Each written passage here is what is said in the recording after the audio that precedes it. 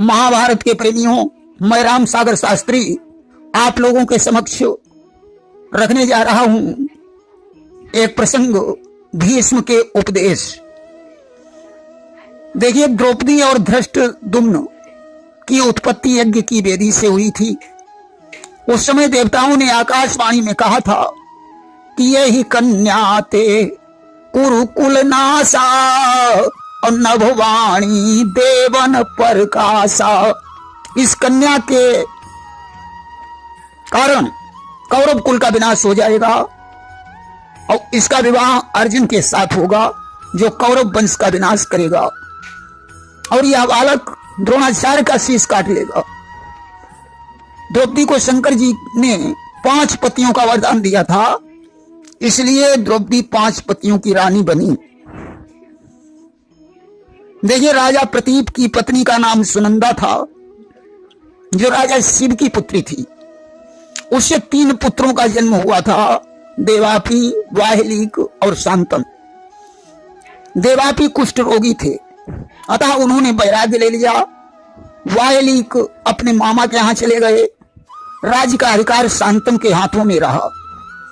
शांतन की मृत्यु के पश्चात वाहिलीक और भीष्म ने राज्य की देखभाल की, जिनके प्रताप से सभी राजा डरते थे। जब धृतराष्ट्र और पांडु बड़े हुए तो भीष्म और वाहिलीक ने पांडु को सिंहासन पर बैठा दिया। एक दिन भीष्म से परामर्श लेकर राजा पांडु अपनी पत्नी माद्री के साथ उत्तर दिशा को चतुरंगिनी सेना लेकर विजय करने गए। सारे राजा उन्हें कर देने आए। अगली बार पांडु शिकार खेलने जंगल में गए। वहां एक ऋषि अपनी पत्नी के साथ हिरण और हिरनी बनकर संसर्ग कर रहे थे। पांडु ने हिरण के बाण मारा, असली रूप प्रकट हो गया। ऋषि ने पांडु को श्राप दे दिया कि जब तुम अपनी पत्नी से संसर्ग करोगे तो तुम्हारी भी मृत्यु हो जाएगी। आज तो पांडु ने दोनों पत्नियों सहित मानसरोवर को प्रस्थान किया और सन्यासी बन गए। उस समय कुंती ने दुर्वासा ऋषि के आकर्षण मंत्र से वंश चलाया। भूल से इन्होंने माद्री से संसर्ग कर लिया और इनकी मृत्यु हो गई। आज कृष्ण ने बलराम से कहा, भैया अब तुम ही बताओ, जब पांडु के पुत्र राज्य के योग्य हो गए हैं तो उन्हें उनका अधिकार क्यों नहीं मिलना चाहिए। क्या सुनकर बलराम शांत हो गए। देखिए, भानुमति जो दुर्योधन की पत्नी थी, वह अधिकार देना चाहती थी, परंतु धृतराष्ट्र की इच्छा नहीं थी।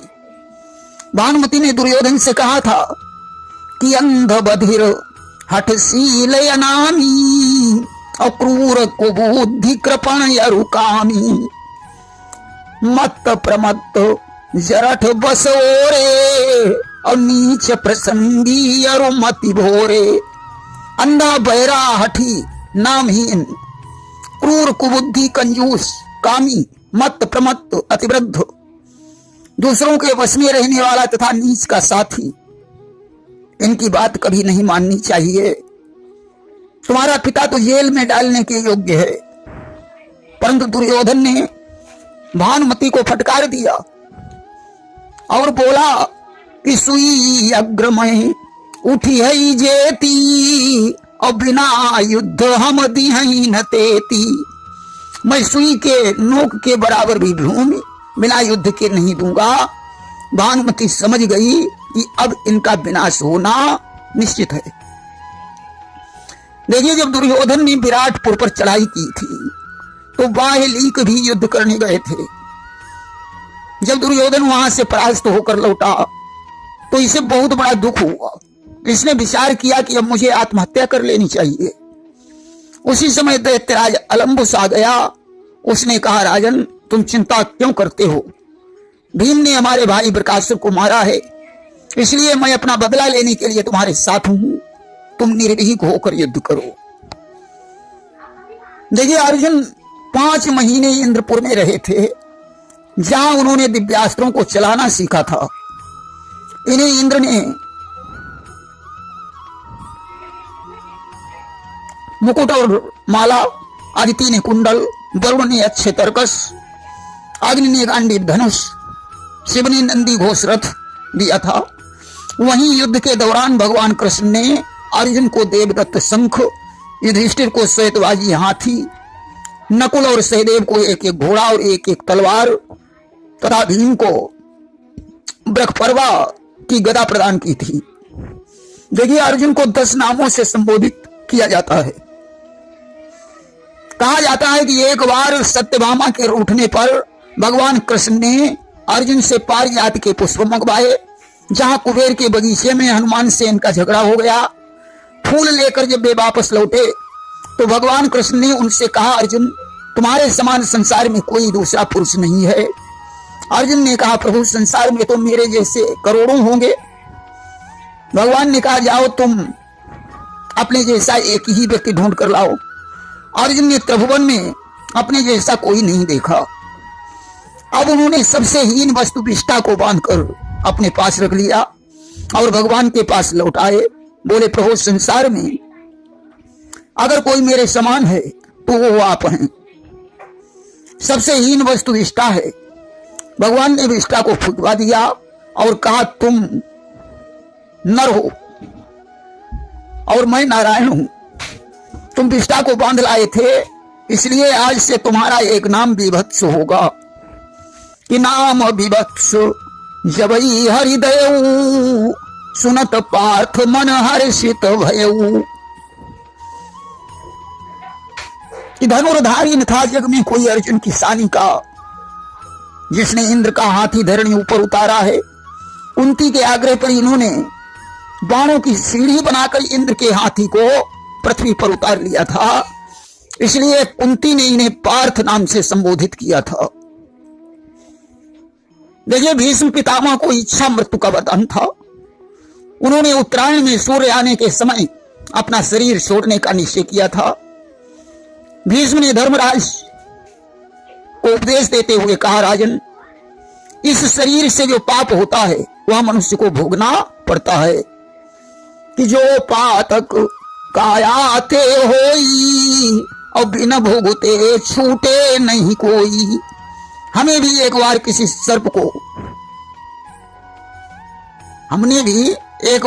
सर्प को धनुष की नोक से उठाकर जरबेरी पर डाल दिया था। उस पाप के कारण मुझे सरसैया पर लेटना पड़ा। राजन, जहां अन्याय हो रहा हो, मनुष्य को उस सभा में कभी नहीं बैठना चाहिए। यदि बैठता है तो उसे विद्रोह करना चाहिए, अन्यथा बहुत बड़ा पाप लगता है। कभी भूलकर भी अन्यायी और दुष्ट का अन्न नहीं खाना चाहिए। अगर कोई खाता है तो उसकी बुद्धि भी वैसी ही हो जाती है। यथा अन्नम तथा बुद्धि, यथा जलम तथा मनम। जैसा अन्न खाओगे वैसी बुद्धि बनेगी, जैसा जल पियोगे वैसा मन बनेगा। उन्होंने परमहंस महात्मा द्वारा हार चुराने का इतिहास सुनाया और कहा, राजन, द्रौपदी के चीरहरण के समय दुर्योधन का अन्न खाने से मेरी बुद्धि भी बिगड़ गई थी। भीष्म बोले, राजन, राजा को प्रजा का पालन पुत्र के समान करना चाहिए और मंत्री को अपने राजा को सही सलाह देनी चाहिए। देखिए, चारों वर्णों को भगवान ने ही जन्म दिया है। इन्हें अपने अपने कर्मों पर अडिग रहना चाहिए। चारों वर्णों में ब्राह्मण बड़ा है। ब्राह्मण का कर्तव्य क्या है? भीष्म ने कहा कि संतोषी शांत संयमी हो व्यसन पठन अरुपाठन का, ब्रह्म का बोध शुभदान हवन, संध्या है कर तब ब्राह्मण का। ब्राह्मण को संतोषी, संयमी, वेद पाठी, ब्रह्मविद, दानी, यज्ञ, हवन और संध्या करने वाला होना चाहिए। क्षत्रिय और वैश्य का क्या कर्तव्य है कि गोदुज सेवा पृथ्वी पालन क्षत्रिय के लिए बताया है। व्यापार और खेती करना वैश्य का कर्म ठहराया है। गाय और ब्राह्मणों की सेवा तथा पृथ्वी का पालन क्षत्रिय का कर्म है। व्यापार और खेती करना वैश्य का कर्म है। तीनों वर्णों की सेवा ही शूद्र को शास्त्र बतलाता है। जातीय कर्म पूरा करना मुक्ति की ओर ले जाता है। तीनों वर्णों की सेवा करना शूद्र का कर्म है। जातीय कर्म करने से ही मनुष्य की मुक्ति होती है।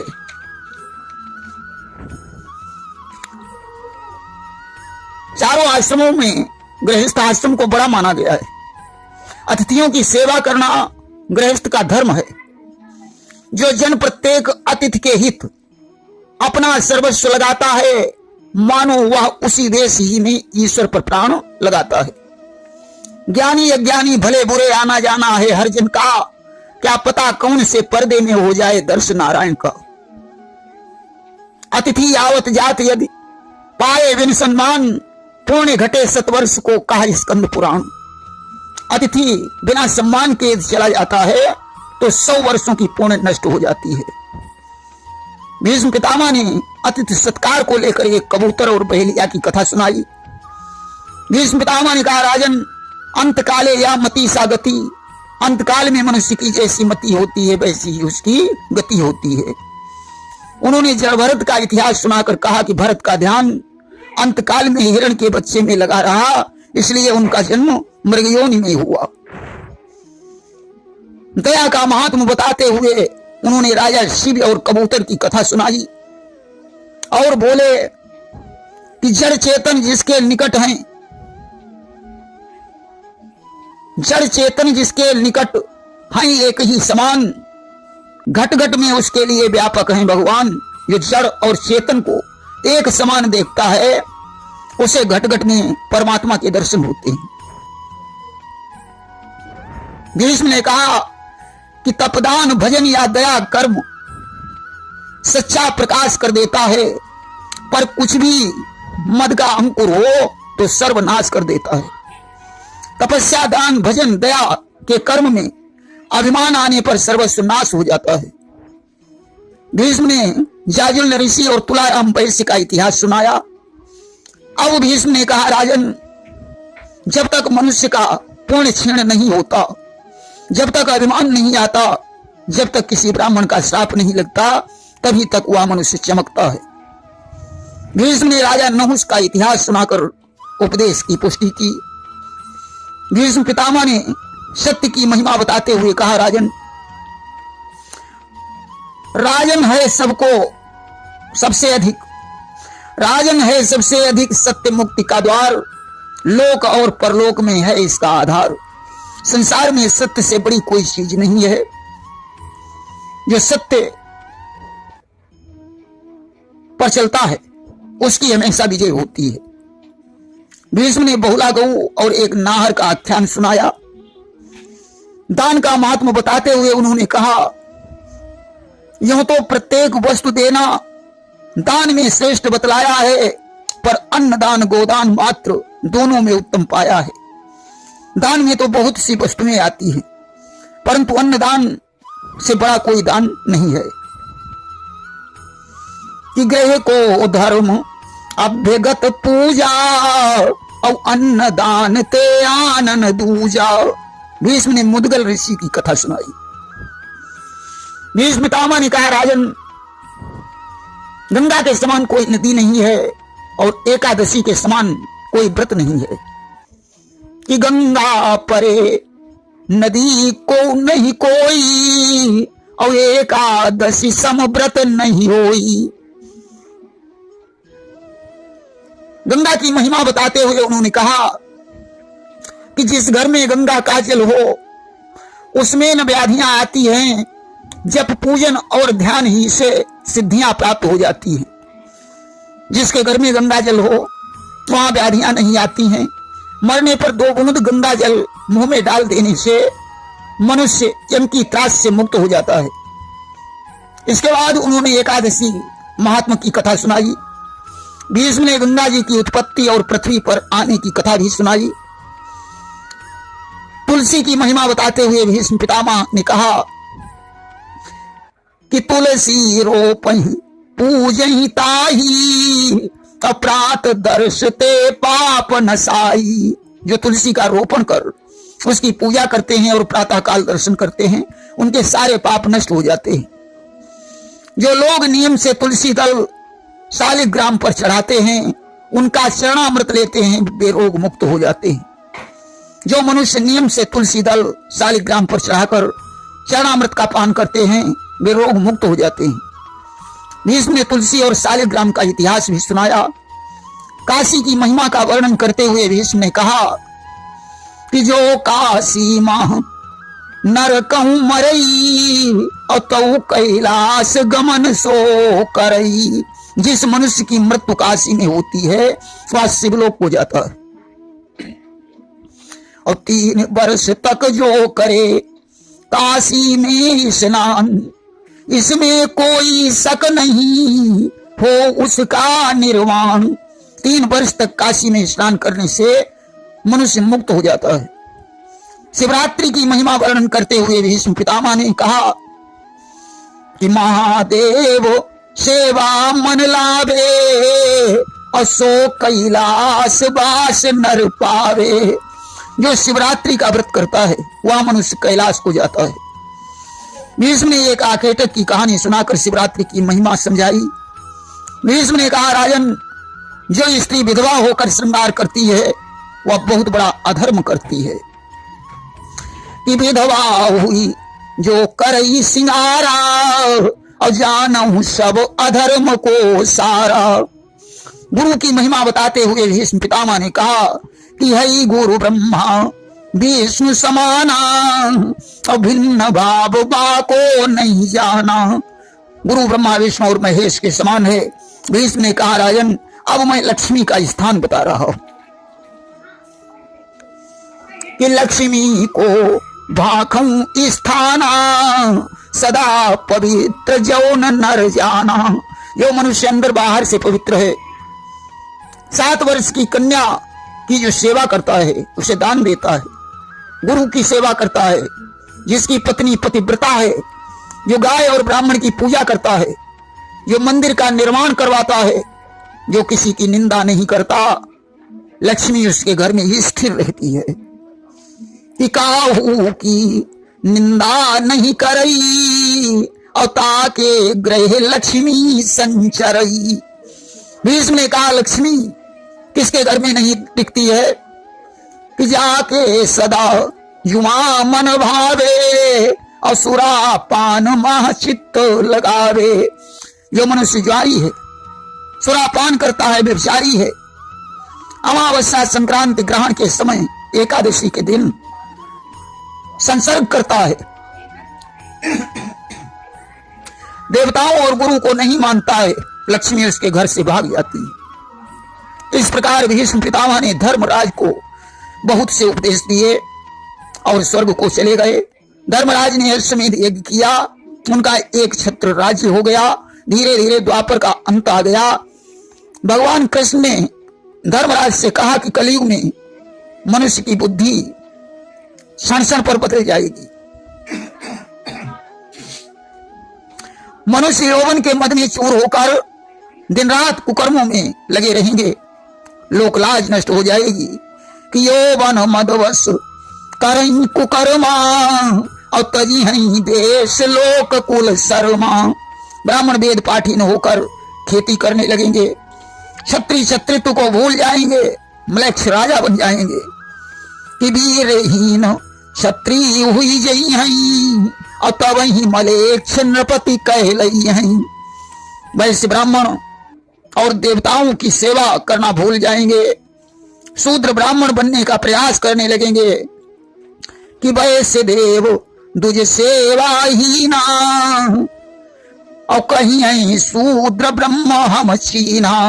और इतना ही नहीं, विधवाएं श्रृंगार करने लगेंगी, कन्या कुंवारेपन में ही संतान को जन्म देने लगेंगी। कि नारी धर्म सो विधवा करी हई कन्या गर्भ कुंवारे ही धरी हई। ऐसा समय आ जाएगा। इस बात को सुनकर धर्मराज भयभीत हो गए और उन्होंने हिमालय पर जाने की यात्रा करने का विचार किया। कृष्ण तो परम धाम को चले गए, पांडव हिमालय पर चले गए। प्रेम से बोलिए वृंदावन बिहारी लाल की जय।